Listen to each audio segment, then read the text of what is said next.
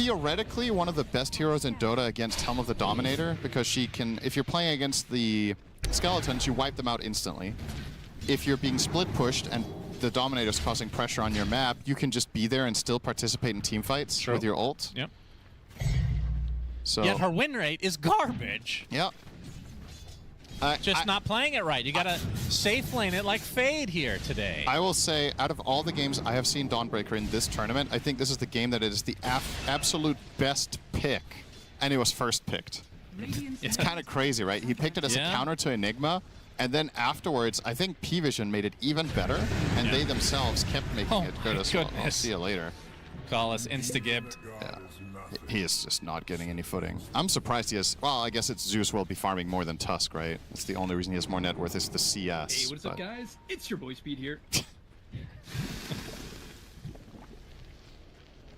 Paravision. No strangers to the voice lines, of course. They've created a lot of enemies in this scene, I feel like, with some of their play and talk.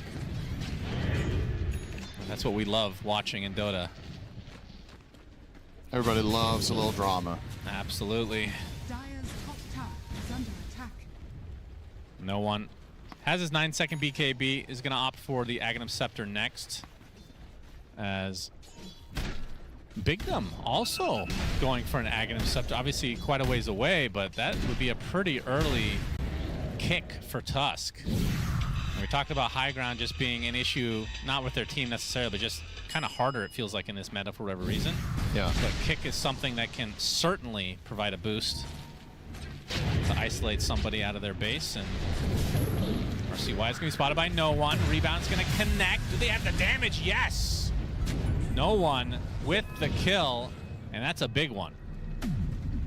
Yeah, unexpected find there for sure. RCY was killing a Dominator creep. Sick bait. Yeah, got to leave it to Fade, you know? Yeah. That's what he was built for. I think Fade did have his ulti ready, but this was an unclear moment, because if you ult too early, you expose yourself to Chrono and Black Hole. You want to use it as a counterplay to that. Finally, the AC now arrives for Yamsen. How did that take so long to arrive? His courier must have died, I think. Yeah, I guess so. That's a big power spike here, of course. The good news for Paravision fans out there is that Satanic is putting on an absolute farming masterclass. It's so impressive that he has 360 CS this game. He's only 3K behind an Alk. That is insane. Given the map control that Wildcard have had and the threats on the map, it doesn't get better than this. It's just borderline flawless. This has become RTS game, man. Yeah. Creep versus creep, and then they just go their separate ways. If anybody from the development team of Stormgate are watching, this is some inspiration. Oh, Satanic, he's spotted, punched in the air, Concoction as well with the Solar Guardian, but the rebound save. Satanic, he's gonna get bashed up by Yamsen though. Huge kill for Wildcard. They find a second in the form of 9 class. God, I love cursing players. Satanic's having such a good game. Basically flawless, dies 5 seconds after. Like, you have power, young man. is there something you want? Yeah, I want to win the lottery. Okay. Well, that might be outside my reach. Okay. We haven't tried yet. That's true. Are scanning. I can do smaller things like make you die in a video game. It's Really nice superpower. Very Speed. impressive. Chaotic offering place, no one.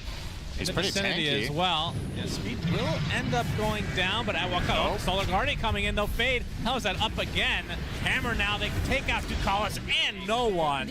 Double kill for Fade as Speed stays alive. I love that patience. That was really nice. They very clearly communicated that he was going to keep baiting. He still had the Solar Crest as well as the Essence Ring ready. It was the refresher from Baits them Fade, in. so it was finished already.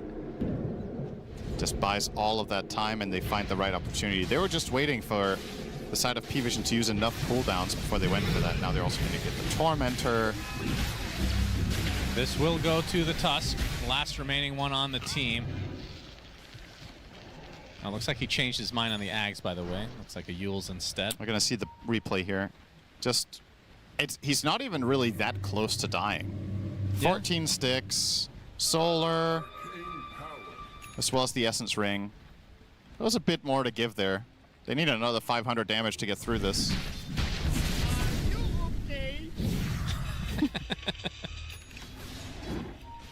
with that, an 18K lead for Wildcard. The last hope and dream of NA region, Cinderin. Yeah, well, the prognosis of this game definitely is taking us to a game 3. And Look at this item build for DM. This is a sad sight for Enigma fans. if we do get there, Yes. it's... Paravision notoriously have had moments where... I'm not going to say they're going to tilt, but I think they are a very emotional team. Of course. So Of course they are. if you go into the series with the expectation that, I mean, we were saying this is probably the most, on paper, one-sided of the elimination games today. You smash game 1, you lose game 2, it's important that Astini keeps things together as coach there after that Well, game. he's to also make an sure it's emotional coach, stabilized. though. Yeah. Well, Maybe a little too much emotion on this team, but we'll see. They can bounce back. Game's not over. of course not. It's Ducalis has well Aghanim within Scepter, so Nimbus at the ready. possibility. If it goes late, like I was saying, I still think Wildcard have good solutions against Enigma Void, but with every passing minute, it becomes more and more possible for them to pull it off. Like, you keep flat. If you flatline this net worth lead at like 15,000 for another 15 minutes, then I think the game approaches a 50-50 state. So you still want to exploit the snowballing of your heroes right now if you are the side of Wildcard. DM finally has a bigger item in the form of a BKB. It is really hard to use. Basically just have to wait for Golem, it I mean, feels like. what else do you buy though? It's just, I'm trying to think of what, if there's some sort of really cool build he could have gone. I'm just not seeing it.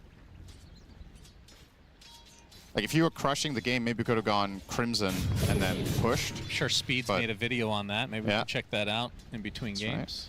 Actually, you can all tab right now. Google that. Oh, Congregations from 9 class. Gonna spot out Yamson in the pit as Roche not happy about this. No one very close. Only 1,200 away from what I consider to be the literal best Ags in the entire game. That's your number one? Yes, It is. This is- It is high. It is definitely up there. I feel very strongly about it. I do not play this hero at all. That makes you very. That makes me unbiased. Very That's- qualified that's to the rank point it. of me saying that. Yeah. Okay. So basically, your ranking is how annoyed am I when people who can play the hero have it? No, it's from my experience casting games and seeing how big of a Casting, power okay. spike that is. As Yamson in the pit, Where's the Dawn Axe on that list? it's not top 10. It's good. Really? I mean, come on. There's 100. How 30? Dawn Axe. It's top 20 probably. Okay, fair. Yamson looks like they're gonna get a free Roche. It's for the your wild card list. side. You don't have to be right. You just need to be opinionated. It's You all think good. it's a top 10 then? Yeah, Okay. I think it's very high. I think Make a list for you at some I point. think the pros would rate it top 5. I mean, the pros are dumb though. That's, touche. Thunder God's Wrath for scouting. Yeah, they'll confirm that Roche is dead after the Roshan is dead announcement. Yeah, I think just checking if they had smoked. Yeah. Very common move. You would know that if you paid attention in your casts. Teach He's me. going to show up in the top lane to take care of some of these Eidolons. Or all of them. I might just let these walk off. No? Never mind. Oh, concoction from Yamson. The Abyssal Blade. GM is super dead. Nice BKB, son. Yeah. Yeah, it's a Not hard gonna game. help you when you get jumped. Very hard game. I think this is really interesting.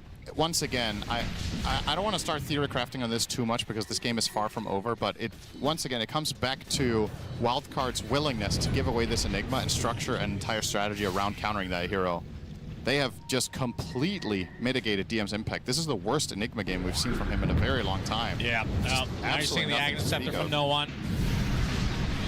And the Nimbus place. This will be Snowball. an But eventual keep him in kill. the Nimbus so he can't play. Surely. Satanic gets credit for that one. So Satanic, as we can see, Mjolnir, MKB, BKB, Eye of Skadi, and then his namesake in Satanic next. Satani. Satani. How did that become Italian? He is very, very strong. Yep. I mean, is there anyone he can't, like, he can kill everybody in his chrono if there's no assistance, I would assume, at this point.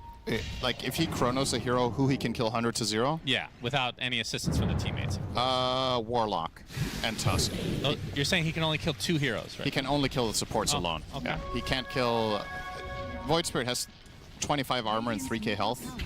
Dawn has 3,500 health and 30 armor. And Alk has 30 armor and 3k health. So yeah, I don't think he solos anyone except supports. Okay. But he's also not going to solo. There's going to be a Nimbus, there's going to be a Thunder God's Wrath. Unless he's dead, then it's going to be neither. Oh. Gets the Heavenly Jump off to slow Yamsen, which isn't going to be enough to get away, it seems. RCY joins the party. Another death to call us his name. Is it high ground time? You have the wave, you have siege creeps, you have all spells ready. Well, Aegis. Chemical Rage is going to be running out. He does have Berserk Potion, of course, as a little pick-me-up. Yeah, that's nice against Ember.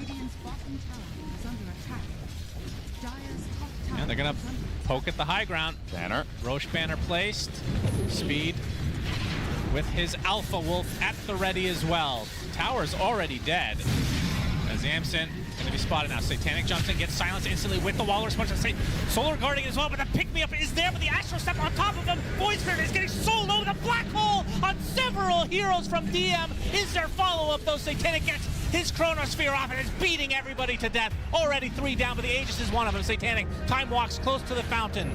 As Yamsen, back in normal form, still hitting these buildings as Speed with the Golem continuing to apply some pressure as they get the Abyssal Blade onto Satanic. He's still going to be fine, though. He's already at half HP, has a Time Walk up as well. Gets rebounded by 9 class. As now the time dilation coming to work. Fade does finish off the melee barracks, but this is looking like the death of the rest of Wildcard. As Fade will drop to the deck, so Void Spirit, the only one to survive until Ducalis finds him on the other side. A full team wipe at the cost of a melee barracks. Oh my, you need to see this replay. It is so damn close. Satanic clutches that. He was on 5% HP, I think, from the second Dawn ulti, and you gotta question. I mean, it's so easy to say this stuff in hindsight, right? Wildcard, they thought they could burst the Faceless Void. Satanic puts himself out there as bait. He tanks through absolutely everything, largely courtesy, of course, of his 25 talent. Look at this replay. So pay attention to the Void's HP now as he enters this fight. They're gonna use 2 Dawn ultis, but one of them will get interrupted. So they start poking here, punch, Dawn ult.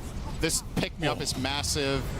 And this ult, the black hole on 2% HP on the Void. Yeah. They then get the 3-man black hole, the 2-man chrono, everybody's locked down. And even after that, it still wasn't a clear-cut victory. And now they are going high ground instead. P-Vision get the tier 3. They might be able to get all these buildings as Wildcard does not want to expend a buyback. Meanwhile, Big Num against Ducalis. But more importantly, that mid lane is completely down now. So is Big Num. So equalizing the game in terms of the barracks. In fact, they get the range as well. Big Num does get taken out in the end by no one. And what a shift. And exactly what I discussed in the high ground, it feels like is where a lot of these teams falter. P-Vision's patience paid off, and Wildcard did the worst possible thing that could happen there, and they were so close to succeeding. If they kill Void there, the game is over. Yeah. Right? I don't think he had buyback gold. So that was an all-in from Satanic, trusting that his teammates would cover for him with the pick-me-up and the black hole. 5% more damage there, and we're going to game 3. And now instead, the entire elite is gone in 1 minute. Crazy, crazy stuff. They were 20k up. You're going to see this graph here. Oof. That is a pretty significant change. And yeah, now, you know, everything we were praising Wildcard for and the strength of their lineup, I still think this game is absolutely winnable for them because of the solutions they have to Enigma. But with the Rax advantage going the way of P-Vision and the scaling they're now acquiring, probably something like a 2-to-1 or a 3-to-1 favorite at this point. Now Faceless Void also with the butterfly even more. Look at his inventory, man. This is filth incarnate. 6 slotted. Going for Shard next. Can go for the Ags, I suppose. What is this? What is this? What did I miss? What? What did I miss here? Did they block these creeps somehow? What happened? There was a banner down there forever, right? It's just an army of creeps. The This is like the old YouTube videos where Chen would just, and Earthshaker would just block the creeps constantly. So I'm assuming the banner from the push was just sitting there, and the creeps couldn't push out. I don't know. As we're gonna have a fight though. Yamsit has a concoction, his pistol blade onto No One, the punch into the air, but 9 Class now gonna force the Alchemist away. And No One with the BKB, gonna pursue further once his BKB's down. Bignum's already down and out, but a nice Aether Remnant onto No One. He gets dropped by RCY. Bignum buys back in the game as Alchemist is just getting kited so hard as Satanic comes in with the Chronosphere with a little help from Zeus. The Chaotic Offering is not enough as Bignum tries to save him with the Snowball, but it's a little too late. And now Satanic can have his way with the rest of them as Bignum gets dieback now as DM with the BKB is going to be fully safe against Fade, who has to pop his Refresher, the Eon Disc procs as well.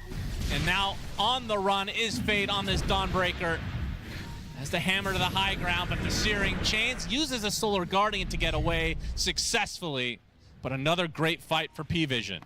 And that was with That's the a shortest, buyback, though, from No One. That was with the shortest black hole of DM's career. I don't know if he canceled it himself or whatever that was, but they still managed to win that fight. I think Refresher was on cooldown earlier in the engagement, so couldn't really get the immediate follow-through. And yeah, once you isolate and kill the Alchemist, the fight just blows wide open. And the No One buyback, of course, should be a consideration going forward in this game. Yeah. If Wildcard could somehow kill him again, might open the door. But instead, Speed will not get out of this. Spotted. Looking for a high five is No One. Speed will not reciprocate. DM will, though. And Satanic, high ground number 2. Ooh, that is, okay, Divine Rapier for Fade. It has come to this. He has been carrying the game for Wildcard so far. I don't mind it. This is a ton of damage on Dawnbreaker. Absolutely. This is going to be 2 lanes of racks, though, easily for P-Vision. Roche is up, so we'll see if they consider that. The thing you have to be really careful with now for Fade is to not use Starbreaker when your Aeon Disc has procced. Because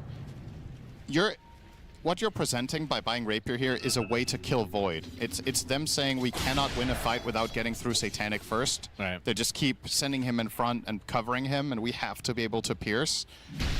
This offers a solution to that with Starbreaker, but if you do it and Aeon Disc gets procced during the combo, it's all for naught. Actually, he took the Celestial Hammer talent on 25 instead of the Starbreaker cooldown. That could come back to bite him.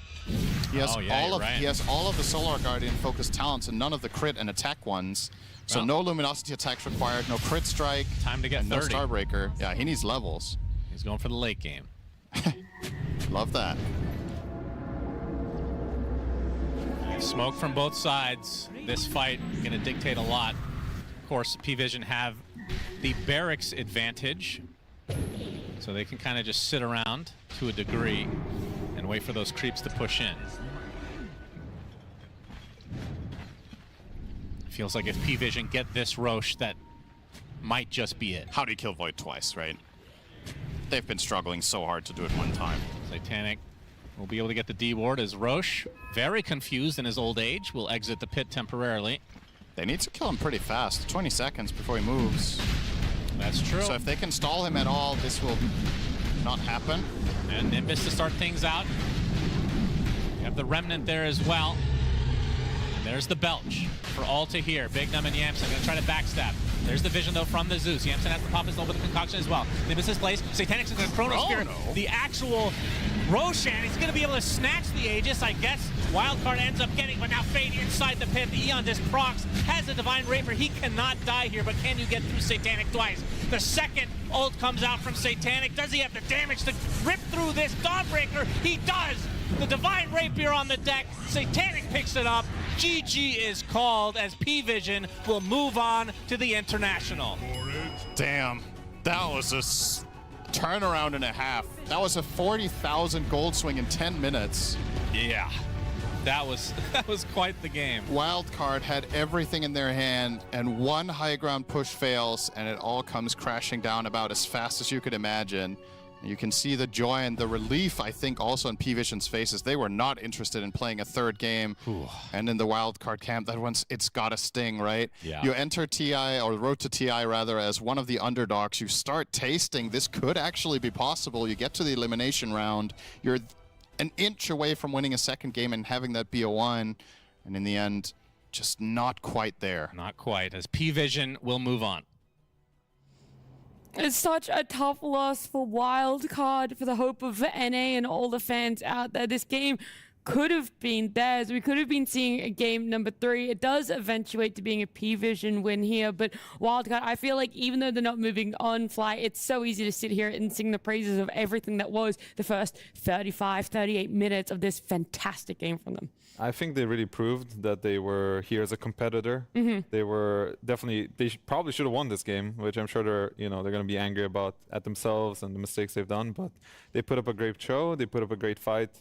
And I hope we see these guys again. I think RCY showed that he's a fantastic new talent from North America. Yeah. And it's a pleasure to watch him play Dota. I was so impressed, Fear, by what happened in the mid lane. That's not only by RCY himself, but also the support's really offering him a lot in the rotations towards mid. So you said it, 2.5 years ago, RCY, one of the best talents to be coming out of NA and proving it really on this on the stage today. Yeah, it may have been a 2-0, but there was a lot of fight within that team. That's what you like to see.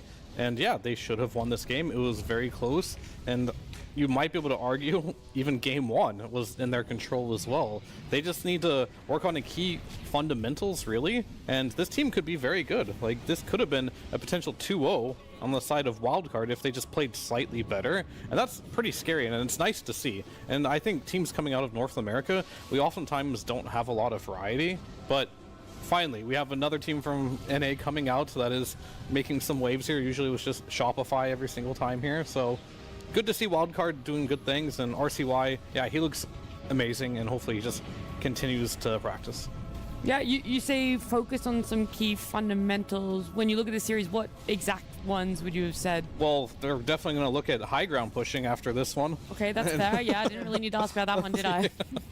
And it's just basically, you have a lot of good tape now to look at from playing one of the best teams in the world, and that's going to be a confidence boost for them going back into their region for sure. They're going to definitely feel like their goal now is to beat these P-Visions of the world, and that's going to make them much more stronger. But I hope they do stick it out together and just fix these small issues, because they looked pretty darn good. Yeah, I was really impressed as well by Fade's Dawnbreaker. Like, in the early game, looking at how high his net worth was and how much impact he was having. It's just joy to watch that. I